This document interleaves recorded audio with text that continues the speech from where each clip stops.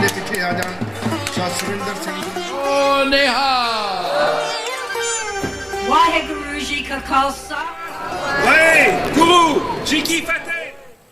As the face of Canada changes, so does the face of the Canadian voting public.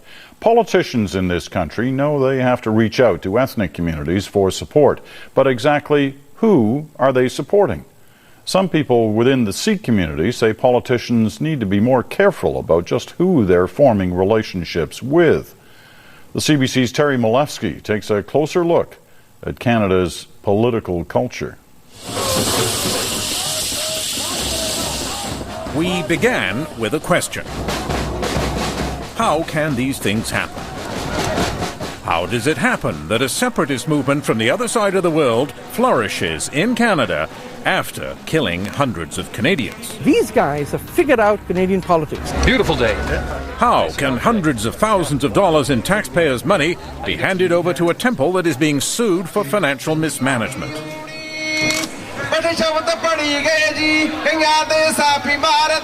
And how can a mass murderer be revered in public as a martyred hero?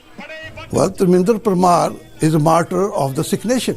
Yeah, I love him. He's a great man. How does it happen that people openly wear the colours of a group banned by Canada's government as a terrorist organisation? And what about school kids parading with machine gun logos on their jackets? The guns, cross guns were on the jackets. That were pictures, not real guns. Prime Minister Stephen Harper wallo. Then there are the politicians. How come they're so quiet about the glorification of violence? They're cowards, they're politicians, not statesmen. Well, they are being opportunistic.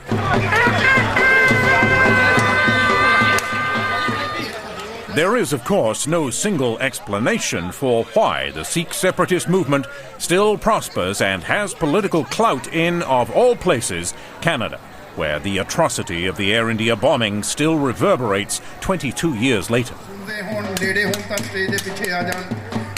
Still, for most Sikhs in Canada, separatism is just part of the parade on Vaisakhi Day, and there's nothing quite like a Vaisakhi parade when the weather is fine. It's the birthday of the Sikh religion, and it's fun.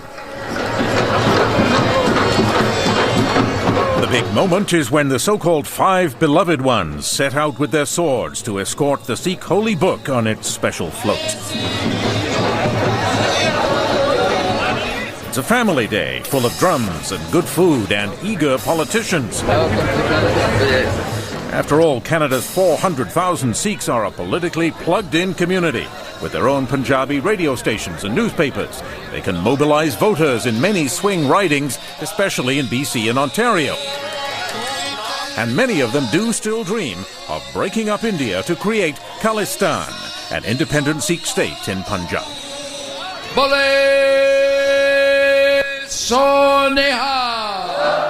So it's only natural for politicians to try a little Punjabi.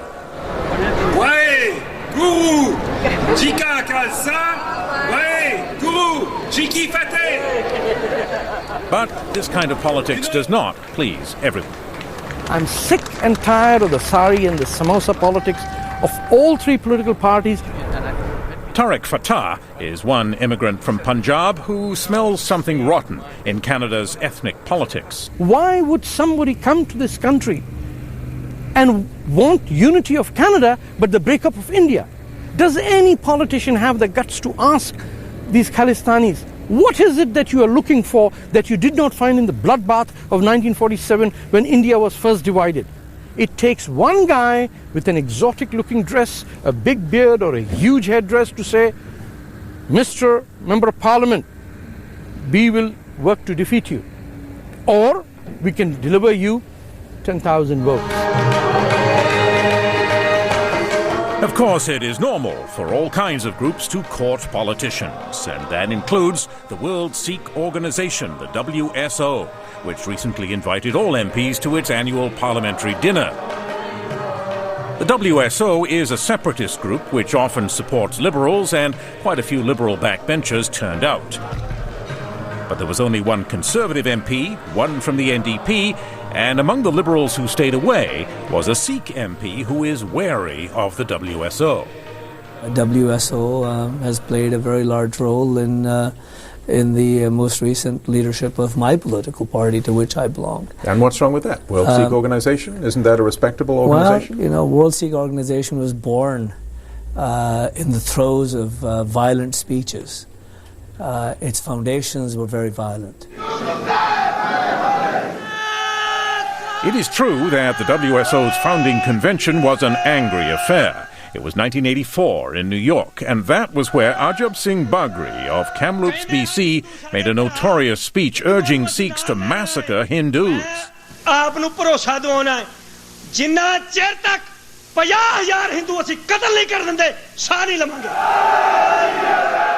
it wasn't just Bagri. The WSO crowd cheered him on.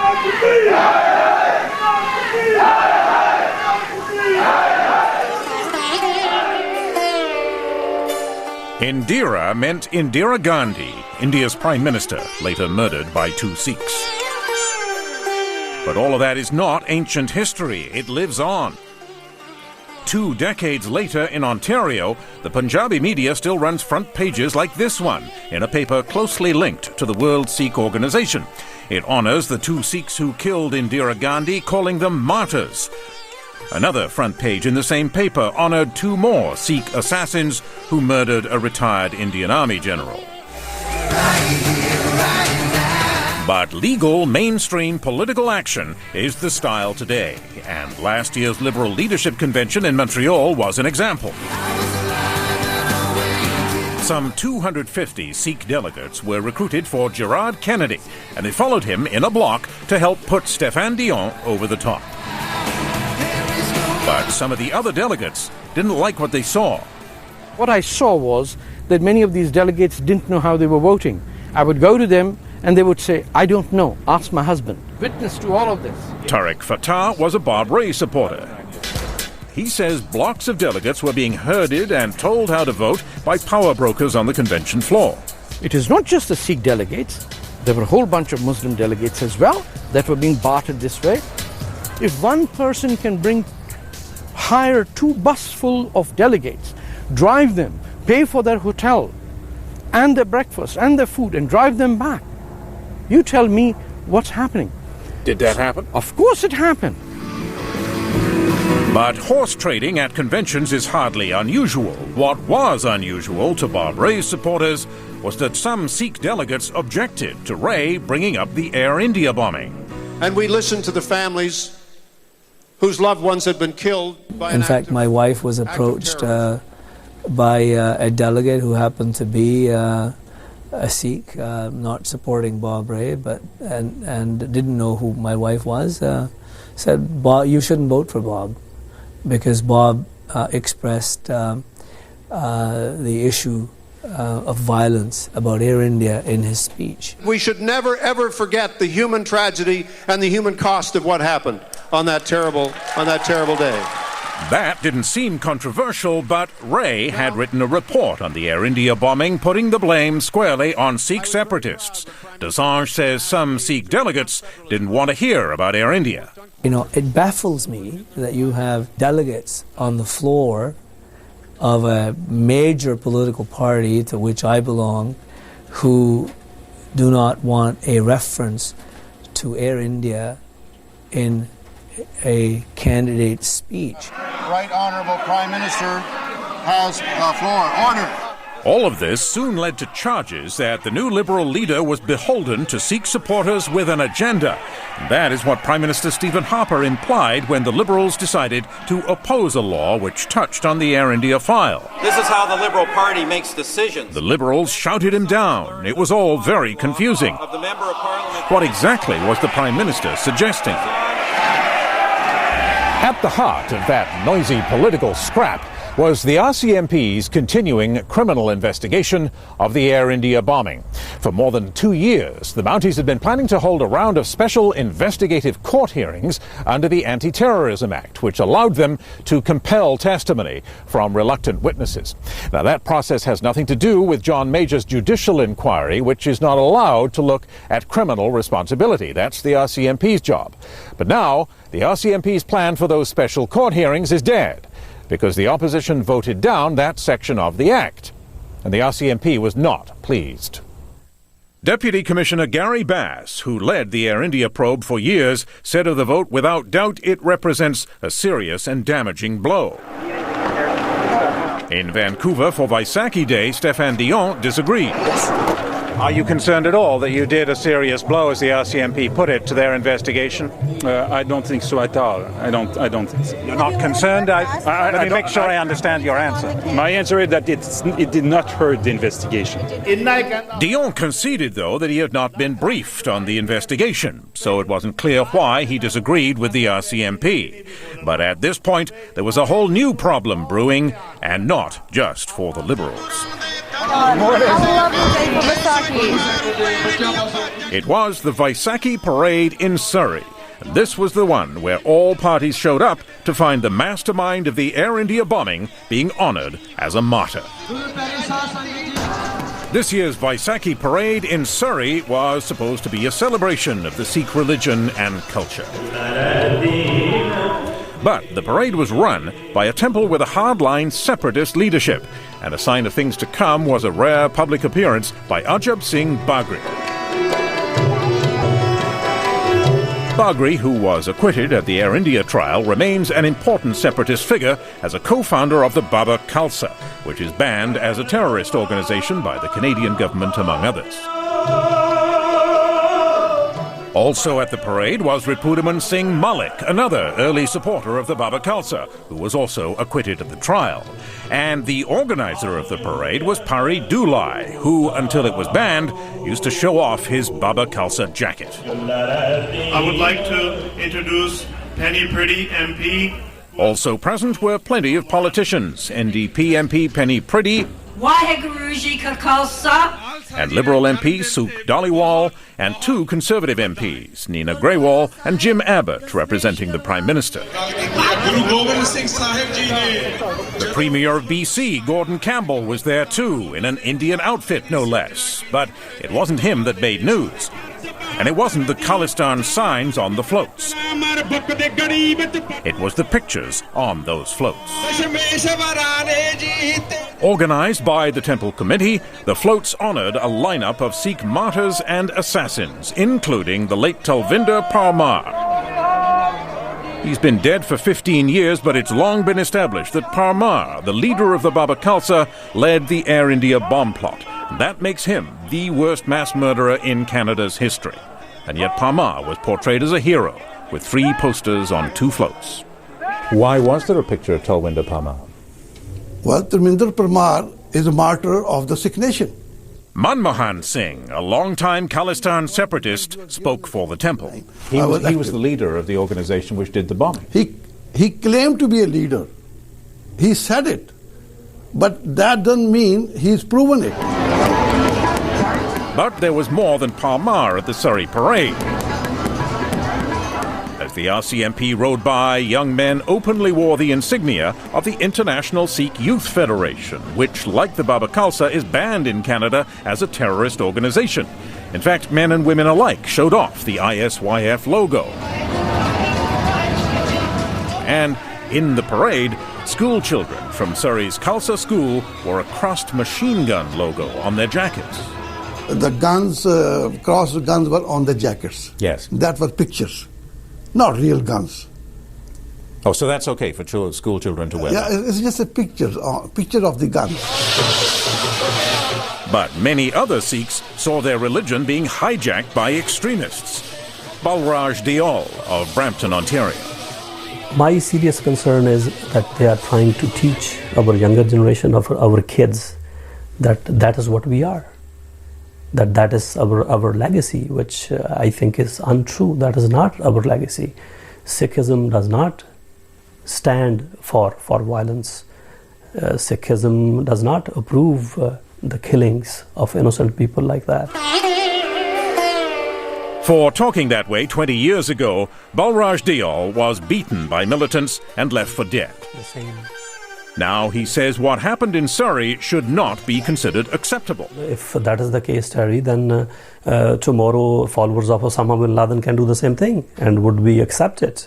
When I look at it, I think we have a very, very serious double standard. Dave Heyer is another Sikh who was appalled. He is a member of the BC legislature from Surrey, but he saw what was coming and skipped the parade. It is different to celebrate your culture versus celebrating the terrorist. Many people come. Heyer has a history with the militants. His father, Tara Heyer, was a police witness in the Air India case but was murdered before he could testify. His son says he doesn't go to parades which glorify violence. If there are people who are terrorists and they are promoted as heroes, maybe it's a politician's responsibility to say, listen, maybe we should think twice. Should we participate ethically and morally in a parade? Another Sikh to stay away was Ujjal Dosanjh. He says the politicians who did go probably did not know what was coming, but once they found out that these posters were there and that these politicians themselves had participated in the parade, they had an obligation. They had a fundamental political obligation, both moral and, other than moral, to lead by example of denunciation, the strongest possible denunciation of that kind of behavior. But that did not happen. I don't know why are we making a fuss about Surrey. Dosanjh's Liberal colleague Sukh Dhaliwal would not utter a word of criticism about the events in Surrey. All I was there is to celebrate the Canadian values, that is peace, tolerance, diversity and respect for others. Penny Priddy of the NDP said she was disappointed to hear what had happened, but that's all. Do I regret going? No, I don't regret going because I would not have anticipated that would happen. I don't regret going anywhere where 100,000 Sikhs are going to celebrate not something negative, but something that is for them an important celebration in their culture. In fact, instead of distancing themselves from the parade organizers, the politicians were staying close. A week later, NDP leader Jack Layton visited the temple which ran the parade, although a spokesman later blamed poor advance work. And for the Conservatives, Nina Grewal declined to be interviewed about the parade. No comment. Jim Abbott at first said he was flabbergasted to hear what had happened, but he later reversed himself, saying, "I will vigorously defend this event." He was defended by Premier Campbell, too. And I'll continue to participate with the community who invite me to be part of that. It took a few days before things changed. Campbell's spokesman later said the Premier was upset by the parade. All helpless community. And the federal government allowed that Conservatives might not show up next year. But these comments came slowly, and Dosanjh never got the denunciations that he wanted. He says many politicians assume wrongly that extremists speak for the majority. Politicians sometimes believe that if they speak out against violence and hatred, somehow they're going to anger the entire community. So they're being intimidated? Well, they are being opportunistic. At John Major's Air India inquiry, this was a sore point for the victims' families long before the Surrey parade. You're here as of right. Last fall, Pervez Madden, who lost her husband in the bombing, took dead aim at politicians who pander to extremists. We need to stop that. We need to stop our politicians from attending those kind of events. I'm sorry, I know it's about your votes, but that's dirty business. You don't want to be associated with a group that is linked to terrorism. You don't want those kind of votes. But her words did not seem to have much effect. And the issue is not just in BC. Take the Malton Temple near Toronto. Here, too, the walls are lined with a fearsome array of gun-toting Sikh martyrs. And once again, a place of honor is reserved for Talwinder Parmar, the mastermind of the Air India bombing. But the provincial government doesn't seem to mind. With all the people here, you have a big parade? Yeah. In fact, Premier Dalton McGuinty's government has recently handed out $750,000 to various Sikh temples, including Bolton, which got $100,000. The money is supposed to help settle new immigrants, but very few strings are attached. The Dixie Temple in Mississauga got $250,000, even though it is being sued over missing revenues. And the Rexdale Temple got $100,000. Not long before hosting a meeting of the Khalistan Liberation Organization, where the old cry of Khalistan forever was raised. Khalistan! Khalistan! Khalistan! But none of this affected the flow of government money. Well, you ask the Ontario government. They just dished out millions of dollars to all sorts of religious organizations, from the Greek Orthodox to Sikh temples to Muslim mosques. Do you think they could not find anyone in the Sikh community that deserved to integrate new immigrants into this country, rather than give money to temples that say Khalistan Zindabad, which basically says break up India into two countries? But speaking out against separatism can be bad for your health. Ujjal Assange is an example. Some of these hoodlums and goons and gangsters and Gestapo tactic people. Back in '85, Ujjal Assange was nearly beaten to death for taking on the extremists. He was carrying an iron bar. But today he is wondering if that could happen again, because, ominously, he is being reminded of that beating by his enemies in the Punjabi media. We have a huge readership. For years, Sukhminder Hansra, a supporter of the World Sikh Organization, has been running a popular Ontario weekly. It's the one which had that front page praising the killers of Indira Gandhi. This year, Hansra wrote an editorial about the Surrey parade which harshly attacked Ujjal Assange. He's got problems with the community. Community has a problem with him. But Hansra went much further in Punjabi. His editorial said that 20 years ago, one of the Guru's loved ones gave Assange a good thrashing. He goes on, such things are not accepted in these peaceful countries, but... Assange says that's a threat. Obviously, it justifies violence, the past violence, by implication, violence that may happen in the future. Assange complained to the RCMP, but Hansra says his article was not intended as a threat against Assange.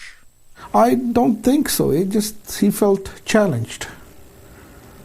Not threatened, challenged. Such challenges often confront those who speak out about Sikh extremism. They face threats, beatings, and in the case of Dave Hayer's father, murder. The names of the victims are oriented in the direction of Ireland. In the case of Air India, though, it was mass murder.